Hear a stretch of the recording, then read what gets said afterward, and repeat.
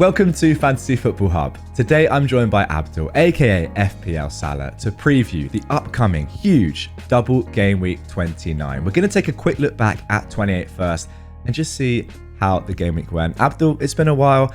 How was the previous game week and have you enjoyed the little time off? Yeah, to be honest, I've enjoyed the break. I do look more forward to international breaks now than I did before. Still don't love them, but it is good to recharge the batteries. Last game week didn't go too well. I was on Saka captain all week and changed to Kane at the end of the week because of Arsenal playing 120 minutes, and I thought it was a close call, so I went with Kane. Should have stuck with Saka. So that was that was the reason I got a red arrow. So I went from like 260k to 285. It wasn't a huge red, but it really should have been a green. So yeah, but this week is most likely bench boost week, so I'm hoping to make those gains back. Absolutely. Yeah, I did the same thing as you, and it's just one of those, isn't it? Like, you would have thought there was a lot of discussion between Kane and Saka, but to get hit with a 12-point swing, really? Yeah. Is that necessary? I guess that is how the season is going, but exactly. You know what? Let's forget about it. Let's move on to 29 as quickly as possible. I've got your team up on screen on the My Team tool. You said bench boost is in play. Just chat me through what you're thinking right now. But before we get into Abdul's bench boost, first of all, a quick message from Sorare, the sponsor of today's video. Guys, if you didn't know, the Premier League is now on Sorare, and Fantasy Football Hub have partnered with them for the rest of the season. And the good news is, there are some free Premier League tickets up for grabs. Sorare is the start of a new era for fantasy football. It's not just FPL anymore. They are here to shake things up. Playing Sorare is extremely simple. You collect, buy, and sell cards and enter them into competitions to win simply amazing prizes. Now, the Sorare Premier League draft game is completely free to enter, and we at the Hub are giving the winner of our mini league an amazing prize. Free Premier League tickets to a game of your choice. So go and get your free cards, pick your team, and compete now for absolutely free in our Fantasy Football Hub private league. The link to that is down in the description. You're going to want to sign up via the exclusive link because that means that you get, in addition to standard free cards, a free limited card to enter into competitions to try and win more cards. Remember, the link to that is down in the description below and also in the pinned comment. Right then, let's get back into Abdul's bench boost. So at the moment, bench boost is active. So I've had my two planned transfers, which I've had planned, for a good few weeks now, is Saka and Gabriel to Shaw and Fernandes. So this is what I originally had planned, right? I was going to do these moves and then go into game week 29 with 13 double game weekers, Odegaard and Kane on the bench. But recently, in the last few days, I have kind of had thoughts of, a bit of I could even potentially do a -8 or a -12, right? So what I'm thinking of, I could actually do Odegaard, Salah, and Kane to Solanke as well, and that would give me 15. Wow. Yeah. It would, so you do all those moves? Yeah, all in one. I mean, I could potentially do just a -8 with Odegaard and Salah, but then that prices me out of getting Haaland back in game week 30 for Tony. Okay. So then I'd have to get rid of Kane instead. Yeah. Or I could just go with with those moves now. I mean, the reason for -12 sounds drastic, but I did look into it, and if you look at it kind of up until say game week 34, I mean, it makes sense because that gives me the midfield I want long term, right? Which is two Brighton mids, Salah, Bruno, and Rashford. So I'm going to want that kind of, regardless, because of I'm going to want Liverpool players due to the two doubles coming up, and then with Kane, he's going to go. It's inevitable he's going to go to make way for Salah sooner or later. I think the only problem with Kane now is that we start game week the Bournemouth game in week 31, which was the main thing deterring me, but that same game week, Man City play Leicester. So I was thinking to myself, I'm really going to captain Kane over Haaland. I might, but it's going to be close. I mean, I was looking at the predicted points, and for game week 31, and they're really really similar between Kane and Haaland. So I don't think Haaland is, a worse option than Kane for captain in Game Week 31. So if I've got a good captain option in Haaland that game week, and I'm going to captain him, then Kane isn't really needed as much for that. And then obviously that kind of that -12 just switches me up to a 3-5-2. Which, as I said, as I want long term, sets me up for the double game weeks in 34 and 37. And obviously, in game week 32, I plan to free hit.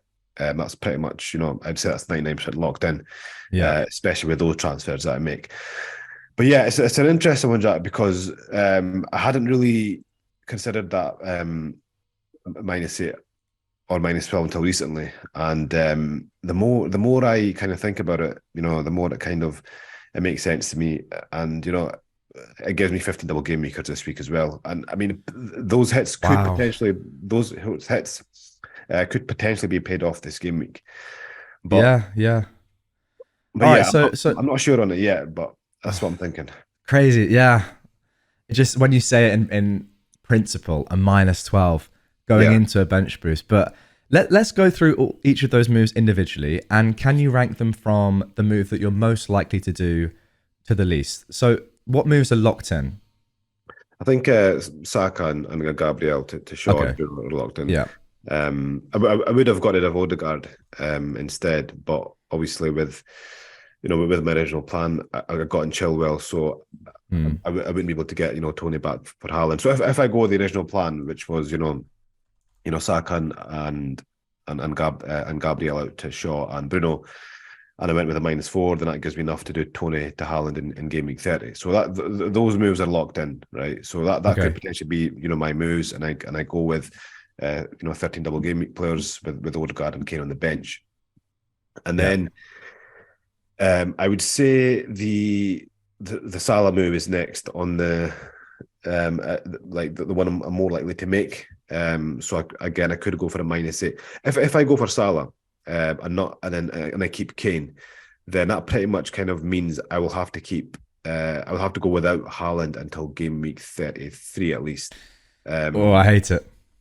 Yeah, which is scary. But I mean, You again, just mentioned the Leicester game there. That would be terrifying, but it looks feasible given the fixtures. yeah, because if you look at it, like if I go without Haaland, right, I'm going out without Haaland for Southampton and Leicester, Yeah. but I'll have Kane and Salah. So I'll have Kane for Brighton at home and Bournemouth at home, and then I guess I was saying like in game week 31, it's going to be really close between Haaland and Kane for the captaincy, right? So I could potentially Yeah. captain Haaland. I captain Kane that week, and then look to get obviously then game week 32 is a free hit. City don't play, and then game week 33.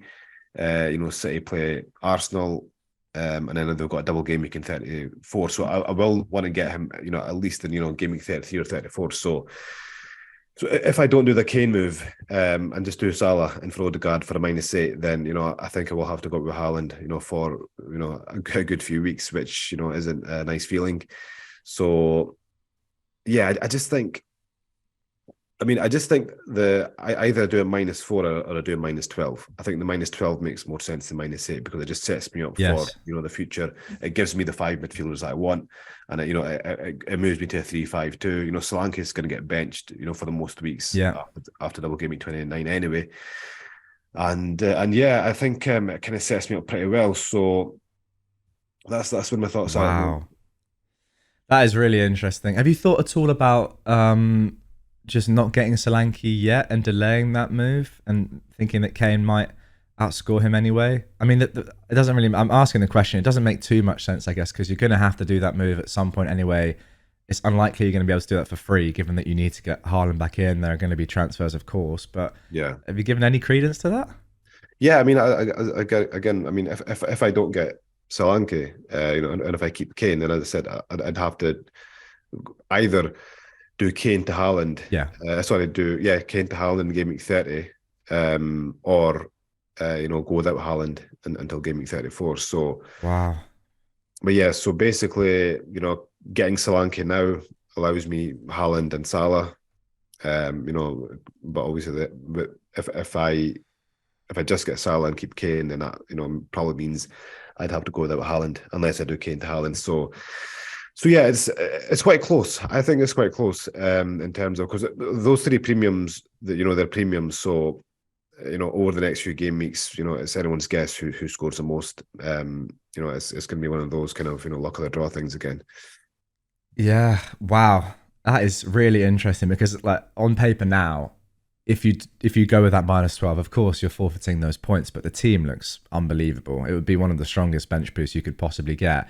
Yeah, Talk to me about Salah in general then, because obviously, I mean, in my opinion, this game week is pretty hard for him. He does do well in big matches, but it's yeah. in your username. Talk to me. How keen are you in getting him back? Well, as soon as possible, I guess. I mean, the thing is, he has got a really good record against top six teams, right? But Yeah. away from that, I mean, his stats have been good this season. I mean, I think he's now the second highest scoring midfielder in the game, and we saw what he's capable of against Man United. He's still got those big holes in him. He's still getting chances. And I don't see the City and Chelsea games. I mean, City and Chelsea away on paper are the two probably like the two toughest fixtures you can ask for, really. But at the same time, I do think there's going to be goals in that game. And on top of that, the next games they've got Arsenal at home, Leeds, and then Nottingham Forest. So Salah's just a transfer in waiting to happen. Yeah. So bring him in for a double game week, for Odegaard in this case. I think will could has a high chance of paying off this game week, but then if not, it should pay off in the next 2 or 3 easily because Arsenal don't have any double game weeks to come. And actually, if you look at their fixtures, they're quite difficult. After Leeds, they've got Liverpool, West Ham, Southampton, and Man City, and then Chelsea. But obviously, with the Southampton game being in 32, we're all going to have those Arsenal players back on a free hit. Well, in my case, I'm going to have them in my free hit. Yeah. So really, I'm getting rid of Odegaard for Leeds, Liverpool, West Ham, Man City, and Chelsea, which is quite a tough run. Wow. Sorry, the only reason why this is like really interesting to me in particular, guys, is because this is something that I just have not thought of myself. And, we often say, is it the best idea to take big hits going into a bench boost? But this isn't just for the bench boost. As you say, these are players that you're going to want to get in eventually, pretty much guaranteed Yeah. anyway, without injury. Like, as you've said, with the Salah fixtures, he's going to be in everyone's teams. Everyone right now is talking about the optimal 5 midfielders, 3-5-2 from 30 and 31 onwards. Salah's in there. Yeah, Yeah. and another reason, like obviously when originally like because I had my moves planned up until game week 29 when I wildcarded in game week 26, and my two planned transfers as I said before were just bringing in Bruno and Shaw, but Yeah.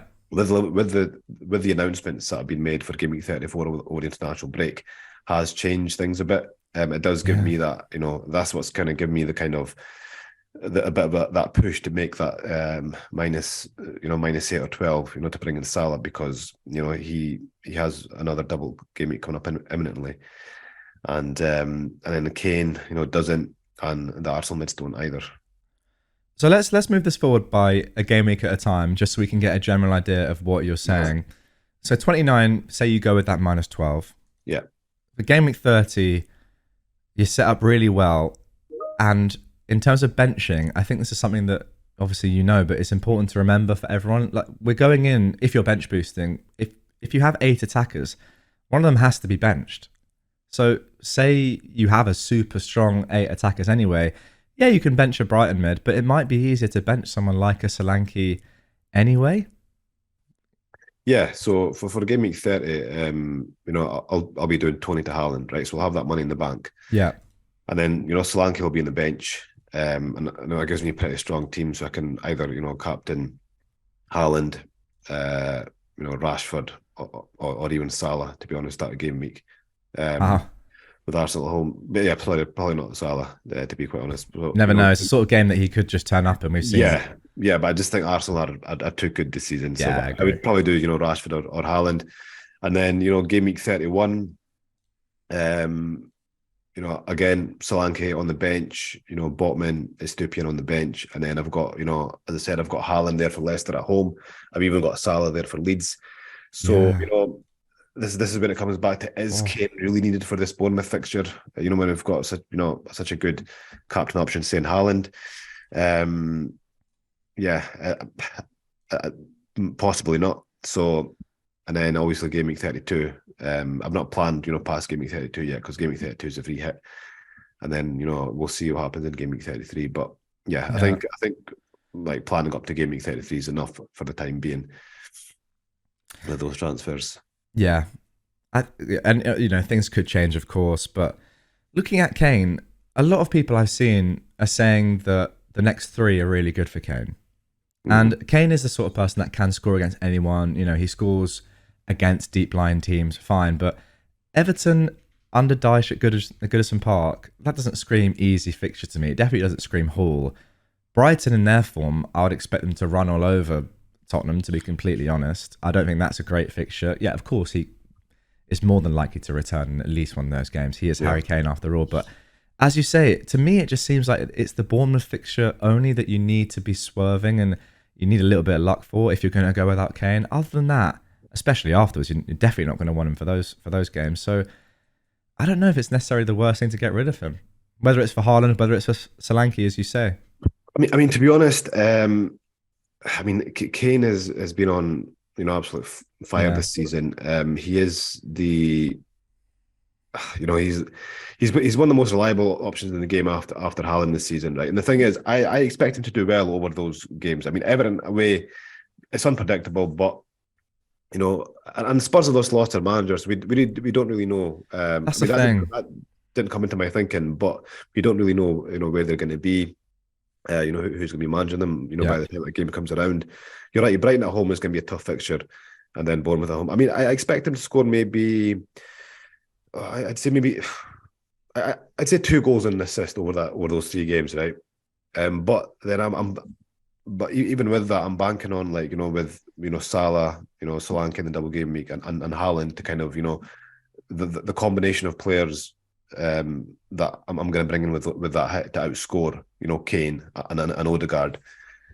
So yeah, I'm pretty confident that the combination of players they bring in will outscore Kane and Odegaard over up until game week 33. Again, it's a numbers game, so I think if we go with the numbers with the amount of fixtures, more fixtures over less fixtures, and the fixture difficulty, yeah, I think on paper it looks good. Wow. Really interesting. Yeah, I'm just thinking in my head that these moves that you're going to make probably eventually, as I've said already, why not then do them now when you have the guaranteed fixtures? Because you're going from 13 to 15 doublers. Super interesting stuff. Really interesting. Just right now, obviously a couple of days to go until the deadline when we're recording this. How likely do you think, to go with... So you're saying that -4 is pretty much locked in for the United boys, right? Yeah, I would say so. Well, that was the plan originally, and it looks as if those are good moves anyway. A lot of people in the community are doing something similar to that. I mean, not say it's a good thing, but that is a pretty standard move this week to get those 2 in. But Salah and Solanke right now this week, give us a percentage of how likely you are to take that further -8. To be honest, I'm not sure. I've my head's been out of FPL for the past week. I only started looking into it a few days ago, to be honest. So I would say at the moment 50%. Yeah. 50%. Definitely properly considering it for sure. For sure. If you go down the arguments of whether to do it or whether to not do it, it's extremely close. I mean, the only real main thing against it, I would say, is you're losing the Odegaard fixture against Leeds, which isn't good, obviously. And Salah has 2 tough games. Apart from that, I'm not really sure what else is necessarily bad about it. I mean, I quite like Solanke. Solanke is an interesting one. He's not a great FPL pick, but for that price and knowing that you're going to bench him for the upcoming weeks, for the rest of the season or whatever until he goes, it's a pretty good double. I don't know. I mean, that's the thing with Solanke is he's a make weight, right? He's an enabler to bring in Salah, but it seems like one of the best times to bring him in with those fixtures. Fulham at home, Brighton at home. I mean, obviously Brighton is going to be a tough fixture, but Bournemouth are at home, and Fulham will be the fixture to target there. So maybe even a goal, one goal over those 2 games is fine at his price. Wow. There we go. -12 potentially on the cards. Yeah. I'm excited by that. That's for sure. I did not expect you to say that. Would you say that overall you're a relatively conservative manager, just throughout your history in terms of taking hits and stuff like that? Yeah, I mean, in terms of taking hits, I'm quite conservative, but as a playing style, I don't know. I mean, I'd say so mostly, but I just try and go for the best moves possible. Yeah, To kind of to maximize points. So, a lot of the time that comes across as conservative. So, but generally, I do try to make take as less hits as possible, as few hits as possible. yeah. But when it comes to double game weeks, you need to be a bit more lenient. Absolutely fair. Yeah, exactly. Playing the fixtures, and it's a numbers Yeah. game, as you said. So then, speaking of the numbers, who are you thinking? Final question for today. Who is going to be your captain as it stands for this game week? So it's on Rashford at the moment. Okay. I just think he is, I know he's had, apparently a knock. I think I guess we'll find out later in the week, whether that was an international break injury or whether it was genuine. But I think he'll be fine. So I think it'll be on Rashford. Would you lean at all towards Fernandez, or Rashford is the one? Yeah, Bruno is a good option too. I mean, if there is an inkling that the Rashford's injury was kind of genuine and he could possibly get reduced minutes in the first game of the weekend, then yeah, I'd go Bruno. He'd be the second option. Okay. I mean, if Ten Hag comes out in the press conference and says he's a doubt for the weekend, he's a doubt for the first game, then I'd go Bruno. But my initial inkling is, my gut feeling is that he'll be totally fine, Rashford. Yeah, I agree with that. It does seem like, I think he's been training as well, hasn't he? Not necessarily with the team, but he's been training in training individually. Yeah. So there we go. Wow. Well, I'll be honest. I did not expect a -12 as a shout to be coming out of your mouth today, but I loved it. I'd love to see you go with it. To be honest, it's a sort of maverick move that it could just pay dividends. That's the thing with doubles and bench boosts. 200 points is not unheard of. Yeah, it's happened before. And it might happen this week. Yeah, and 15 double game weekers is just fun, you know what I mean? Wow. I mean, guys, you've probably noticed throughout this video, I've just been in a state of shock, really, because that is it's twisting my arm. There's something, exactly, as you say, there's something about having 15 doublers in the biggest double of the season, which is what we play the game for. Makes it more fun anyway, that's for sure. Mm-hmm. Is that not reason enough to do it? Yeah, I guess so. I mean, that's why we play the game, isn't it? Exactly. But wow. Well, there we go. Guys, if you want to see what Abdul eventually does, I mean, I know I'll be refreshing the website to see. Get yourself on over to the Fantasy Football Hub website. The link to that is down in the description. Abdul, you'll be posting your final team reveal, transfers locked in on Friday? Yeah, most likely Friday. I think once all the press conferences are done. Okay, maybe Saturday morning, but yeah. Yeah.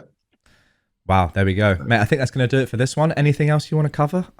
No, I think we've pretty much covered everything. Wow, -12 on the cards. Crazy scenes. Yeah. Get in the comments, guys. You thinking of going -12? Maybe going -16. It is double season, so why not? Bench boost in play, anything could happen. Abdul, thank you very much on a personal level for giving me a really good bit of inspiration, because I'm going to have a long, deep think about those moves. Yeah. That is super interesting stuff. Let's see where we land on Saturday. Absolutely. Mate, been a pleasure as always. Guys, thanks for watching, and wow. Good luck in the double. We'll see you all in the aftermath.